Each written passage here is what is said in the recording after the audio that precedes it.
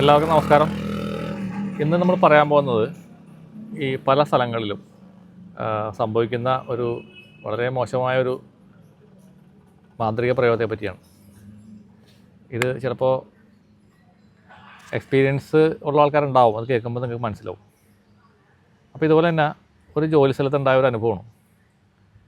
ഒരു കാണാൻ നല്ല ഭംഗിയുള്ള ഒരു സ്ത്രീയാണ്. ഞാൻ എൻ്റെ എന്താണ് ജോലി എന്നോ അല്ലെങ്കിൽ ഒന്നും പറയുന്നില്ല.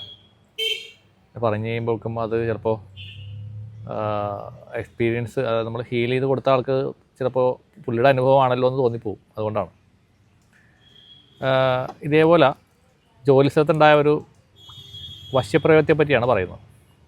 കാണാൻ നല്ല പതിവ് സുന്ദരിയായ ഒരു സ്ത്രീയാണ്, ഭാര്യ കുട്ടികളൊക്കെ ഉണ്ട്. ഇതുപോലെ കൂടെ ജോലി ചെയ്യുന്ന ഒരാൾ ഇവരിൽ താല്പര്യം വന്നിട്ട് ഇതേപോലെ ഈ വശ്യപ്രയോഗം ചെയ്യുകയും ആക്ച്വലി ആ സ്ത്രീ അങ്ങനെയുള്ള കാര്യങ്ങളിലൊന്നും വലിയ താല്പര്യമുള്ള ആളൊന്നും വരുന്നില്ല. മറ്റുള്ള ആളുകളായിട്ട് കമ്പനി കൂടണം അങ്ങനെയുള്ളതൊന്നും ഒന്നും ഉണ്ടായില്ല. പക്ഷേ അത് നമ്മളറിയാതെ സംഭവിക്കുന്നതാണ്. നമുക്ക് തന്നെ മനസ്സിലാവില്ല അത് എങ്ങനെയാണ് സംഭവിക്കണമെന്ന്. അങ്ങനെ ആ ആളുമായിട്ട്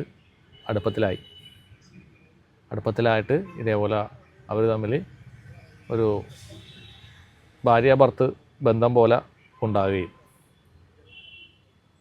മറ്റുള്ള ആളിലൊന്നും അറിയാത്ത രീതിയിൽ അതീവ രഹസ്യമായ രീതിയിൽ ഇവർ ഈ പറഞ്ഞ പോലുള്ള കാര്യങ്ങളിലേക്ക് പോവുകയൊക്കെ ചെയ്യുകയുണ്ടായി.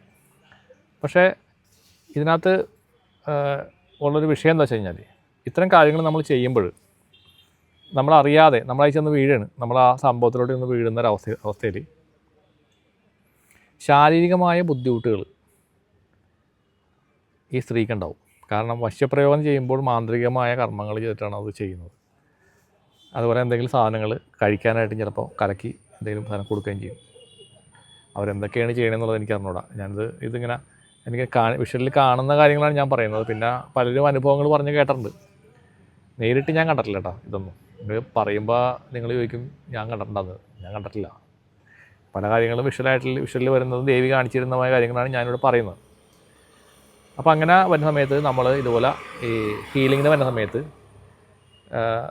രണ്ട് രീതിയിൽ നമ്മൾ ചെയ്യാറുണ്ട്. അപ്പോൾ ഈ കേസിൽ നമ്മളത് ഹീലിംഗ് ചെയ്ത് കൊടുത്തു.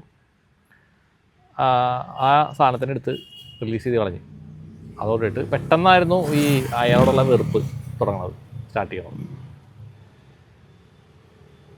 അപ്പോൾ അയാൾക്ക് ചിലപ്പോൾ അയാൾ മാന്ത്രികമായ കാര്യങ്ങളിൽ താല്പര്യമുള്ള ആൾ അല്ലെങ്കിൽ ആ വഴിക്ക് വന്നേക്കുന്ന ആളാകുമ്പോൾ അയാൾക്ക് അറിയാം ഇത് എഫക്റ്റ് പോയി എന്നുള്ളത് അയാൾക്ക് അറിയാൻ പറ്റും.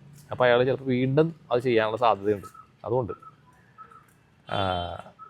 അപ്പോൾ അതുപോലെ തന്നെ നമ്മൾ കുറച്ച് അങ്ങനെ ഇരിക്കുന്ന സമയത്ത് ഹീലിംഗ് ചെയ്യുന്ന സമയത്ത് അതുപോലെ തന്നെ ഒരു പരിപാടിയുണ്ട്. നമുക്ക് വയറ്റിൻ്റെ ഉള്ളിലുള്ള സാധനങ്ങൾ കളയാനായിട്ട്, കൈവിഷം പോലെ സംഭവം കളയാനുള്ള പരിപാടിയുണ്ട്. അതിനുള്ളൊരു വിദ്യ കൂടി നമ്മുടെ കയ്യിലുണ്ട്. അപ്പോൾ അത് നമ്മൾ ചെയ്യാറുണ്ട്. ഇത്തരം കേസുകളിൽ ആവശ്യമുണ്ടെങ്കിൽ മാത്രം ചെയ്യും. കൈവിഷമാണെന്നൊന്നും ഞാൻ ചിലപ്പോൾ പറയൊന്നുമില്ല, പക്ഷേ അത് നമ്മൾ ചെയ്ത് കൊടുക്കാറുണ്ട്. അപ്പോൾ ഇതിനകത്ത് ഇതിന് അടിമയാകുന്ന അല്ലെങ്കിൽ വിക്റ്റിമാകുന്ന ആ ഒരു ലേഡിക്ക് ഉണ്ടാകുന്ന ആരോഗ്യ പ്രശ്നങ്ങളാണ് ഇത് കഴിയുമ്പോൾ വരിക. ചിലപ്പോൾ ആ സ്ത്രീക്ക് വളരെ സന്തോഷമൊക്കെ ഉണ്ടാവും. കാരണം ഇത്തരം കാര്യങ്ങളിലൊക്കെ ഏർപ്പെട്ട് നടക്കുമ്പോൾ വളരെ ഒരു സന്തോഷമൊക്കെ ചിലപ്പോൾ തോന്നായിരിക്കും. അപ്പോൾ അതാണ് ശരിയെന്നും ചിലപ്പോൾ തോന്നും. മാത്രമല്ല ഇങ്ങനെ വരുമ്പോൾ സ്വാഭാവികമായിട്ടും ഈ ഭർത്താവായിട്ട് തല്ലുപിടിക്കും. ഭർത്താവായിട്ട് ഭയങ്കര വഴക്കായിരിക്കും. വഴക്കെന്ന് വെച്ചാൽ ഭർത്താവിനെ കാണുന്നതേ ദേഷ്യമായിരിക്കും. കാണുമ്പോൾ എന്തെങ്കിലുമൊക്കെ പറഞ്ഞ് തല്ലുപിടിച്ച് അയാളെ ചീത്ത പറഞ്ഞ് ഓടിക്കും. ആ ഭർത്താവിനും അതേപോലെ തന്നെ ഇയാളെ കാണുമ്പോഴും ഇതേപോലുള്ള അവസ്ഥ വരും. അപ്പോൾ ഈ എനർജി ഇങ്ങനെ ആളെ തമ്മിൽ തല്ലുപിടുത്തം ഉണ്ടാക്കുന്ന ശക്തികളുണ്ട്. ആ രണ്ടുപേരെ തമ്മിൽ ഭിന്നിപ്പിക്കുന്ന ശക്തികൾ. എനിക്കതിനെപ്പറ്റി കൂടുതൽ പറയാൻ അറിഞ്ഞൂടാ. അങ്ങനത്തെ ശക്തികൾ ഉണ്ടെന്ന് എനിക്കറിയാം. പക്ഷേ അതിൻ്റെ പേരോ കാര്യങ്ങളൊന്നും അറിഞ്ഞൂടാ. മാന്ത്രികന്മാരോട് വെച്ചാൽ അവർ പറഞ്ഞു തരുന്നതാണ്. അപ്പോൾ ഇതുപോലെ രണ്ടുപേർ തമ്മിൽ തല്ല് പിടിപ്പിക്കുന്ന എനർജീനെ കൂടി അതിനകത്ത് ഇൻസ്റ്റാൾ ചെയ്യുവർ. എന്നിട്ടാണ് അതിനെ പറഞ്ഞയക്കുന്നത്. അപ്പോൾ ഇവരുടെ കൂടെ നിൽക്കുന്ന ആ പുരുഷനെ അല്ലെങ്കിൽ പുരുഷനാണ് ചെയ്യുന്നെങ്കിൽ സ്ത്രീയെ ഭിന്നിപ്പിച്ച് കളഞ്ഞിട്ട് മറ്റയാളെ ഇങ്ങോട്ടേക്ക് അടുപ്പിക്കുന്ന രീതിയിലുള്ള ഒരു കർമ്മമാണത്. പക്ഷേ എന്തായാലും മാന്ത്രിക കർമ്മമല്ലേ, ദുഷ്ടശക്തികളാണ്, നെഗറ്റീവ് എനർജിയാണ്, നമ്മുടെ ശരീരം കേടാക്കും. അതാണ് ഇതിൻ്റെ സെക്കൻഡ് പാർട്ട്. ഉദരസംബന്ധമായ രോഗങ്ങൾ വരും. കുറേ നാൾ കഴിയുമ്പോൾ അത് കുറേ കാലങ്ങൾ തുടർന്ന് പോയെന്ന് വിചാരിക്കും. ആരും കണ്ടുപിടിക്കാനുള്ള അവർ അതിലങ്ങനെ രസിച്ചങ്ങനെ പോവുകയെന്ന് വിചാരിക്കും. അപ്പോഴും അവർക്ക് ബോധം വരില്ല, ഇത് നമ്മൾ ചെയ്യുന്നത് റോങ് ആണ് ചെയ്യുന്നുള്ള സാധനം അവർക്ക് വരില്ല, തോന്നില്ല. അങ്ങനെ വന്നു കഴിയുമ്പോൾ ഇതേപോലെ ഉദരസംബന്ധമായ പ്രശ്നങ്ങൾ വിട്ടുമാറാണ്ട് വരും. പിന്നെ അമിതമായ ഒരു എന്താ പറയുക, ചില ആൾക്കാർ അമിതമായിട്ട് വീർക്കും, വണ്ണം വെക്കുന്ന മാതിരി പെട്ടെന്ന് ഇങ്ങനെ തടിക്കും. മെലിഞ്ഞ ആൾക്കാർക്ക് വണ്ണം വെക്കുന്ന പോലെയൊക്കെ തോന്നും, ചീർമത ഉണ്ടാവും അവർക്ക്. അങ്ങനെ ഒരു കുറേ കഴിയുമ്പോൾ അയാൾക്ക് വലിയ ഇൻട്രസ്റ്റ് ഉണ്ടാവില്ല, അയാളുടെ ഇൻട്രസ്റ്റൊക്കെ നഷ്ടപ്പെട്ടു പോകുന്നൊരവസ്ഥ വരും. അപ്പോൾ അയാൾ പയ്യെ ഇവിടുന്ന് മുങ്ങിക്കളയും, ഈ പെണ്ണിനെ വിട്ടിട്ട് പോയി കളയും. അപ്പോഴാണ് പിന്നെ അടുത്ത മൂന്നാമത്തെ പ്രശ്നം തുടങ്ങുന്നത് അവിടെയും. ഈ പെണ്ണിന് മാനസികമായ സംഘർഷങ്ങളും കാര്യങ്ങളൊക്കെ ഉണ്ടാകുന്നു. ചിലപ്പോൾ ഒരു ഇട്ടിട്ട് പോയി കഴിയുമ്പോൾ ഒരു ഗിൽറ്റി കോൺഷ്യസ് വരുന്നു, മാനസികമായ പ്രശ്നങ്ങളിലോട്ട് പോകുന്നു. ഒരുപാട് മാനസിക പ്രശ്നങ്ങൾ ഉണ്ടാവും കേട്ടോ അത് കഴിഞ്ഞാൽ. അപ്പോൾ ഇത്തരം കേസുകൾ ഞാൻ ചെയ്യാറുണ്ട്, ഇത്തരം കേസുകൾ എൻ്റെ അടുത്ത് വരാറുണ്ട്, ചെയ്തു കൊടുത്തിട്ടുണ്ട്. ലൈഫിലേക്ക് മടങ്ങി വന്ന ആളുമുണ്ട്. വളരെ രഹസ്യമായ രീതിയിൽ വരും, നമ്മൾ ചെയ്തു കൊടുക്കും. അത് മാറിപ്പോയ ആൾക്കാരുണ്ട്. അപ്പോൾ വീണ്ടും അവർക്ക് ലൈഫിലേക്ക്, അതായത് അവർ ചെയ്തത് ഒരു തെറ്റല്ല എന്നുള്ളൊരു സാധനം നമ്മൾ പറഞ്ഞു കൊടുക്കും. കാരണം അവർ മനഃപൂർവ്വമല്ലല്ലോ ചെയ്യണത്, ഇത് ബാഹ്യമായ ശക്തി വന്നിട്ട് അവർ കൂടി ചെയ്യിപ്പിക്കുന്നതല്ലേ. അപ്പോൾ അതൊരു തെറ്റാണെന്നുള്ളൊരു തോന്നൽ അവർ ഉള്ളിൽ വന്നു കഴിഞ്ഞാൽ ഒരു ഗിൽറ്റി കോൺഷ്യസ് ഡെവലപ്പ് ചെയ്യാനുള്ള സാധ്യത വളരെ കൂടുതലാണ്. അത് മാനസികമായ സംഘർഷം ഉണ്ടാക്കും, ഡിപ്രഷൻ ഉണ്ടാക്കും, ഇപ്പോൾ ചിലപ്പോൾ ആത്മഹത്യയുടെ എണീച്ച് വരും, ഇതെല്ലാം ഉണ്ടാവും പുറകെ. അപ്പോൾ അത് റിലീസ് ചെയ്ത് കളയുന്നതോട്ട് നമ്മൾ അവയർനെസ് കൂടി കൊടുക്കും അവർക്ക്, അത്തരം ആൾക്കാർക്ക്.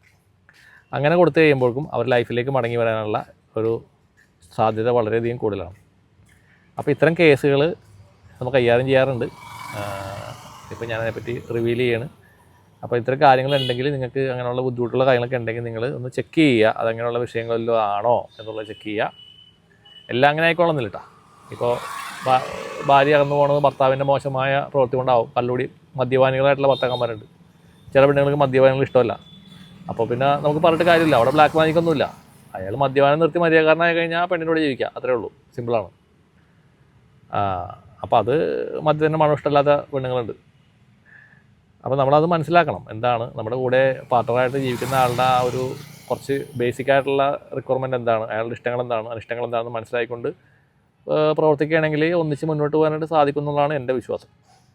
കുറേ കോംപ്രമൈസ് ആണല്ലോ ലൈഫ് എന്ന് പറഞ്ഞാൽ, കോംപ്രമൈസ് ആണ്. പല കാര്യങ്ങൾ വിട്ടുവീഴ്ചകൾ ചെയ്തിട്ടൊക്കെയാണ് നമ്മൾ മുന്നോട്ട് പോകുന്നത്. പല കാര്യങ്ങളിലും എല്ലാം നമുക്ക് തികഞ്ഞ ഒരു പാർട്ണർ ഒരാൾക്കും കിട്ടില്ല. അങ്ങനെ ഒരു നിയമം ഇല്ല ഇവിടെ, തത്വമില്ല.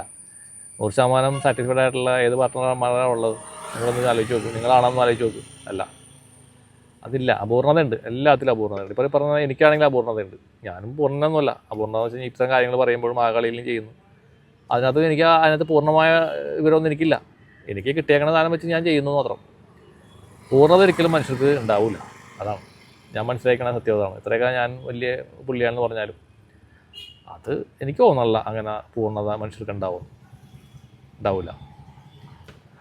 അപ്പോൾ എൻ്റെ ഈ ചെറിയ ചെറിയ അറിവുകൾ നിങ്ങൾക്ക് ഇഷ്ടപ്പെടുന്നുണ്ടെങ്കിൽ അത് സന്തോഷം. അതല്ല ഇഷ്ടപ്പെടുന്നില്ല എന്നുണ്ടെങ്കിൽ അതും സന്തോഷം. എന്നെക്കൊണ്ട് പറ്റുന്ന കാര്യങ്ങൾ ഞാൻ ചെയ്യാൻ ശ്രമിക്കും. എൻ്റെ അറിവുകൾ നിങ്ങൾക്ക് വേണ്ടി ഷെയർ ചെയ്യാനായിട്ട് ഞാൻ ശ്രമിച്ചുകൊണ്ടിരിക്കും. എല്ലാവർക്കും നന്മ വരട്ടെ. നന്ദി, നമസ്കാരം.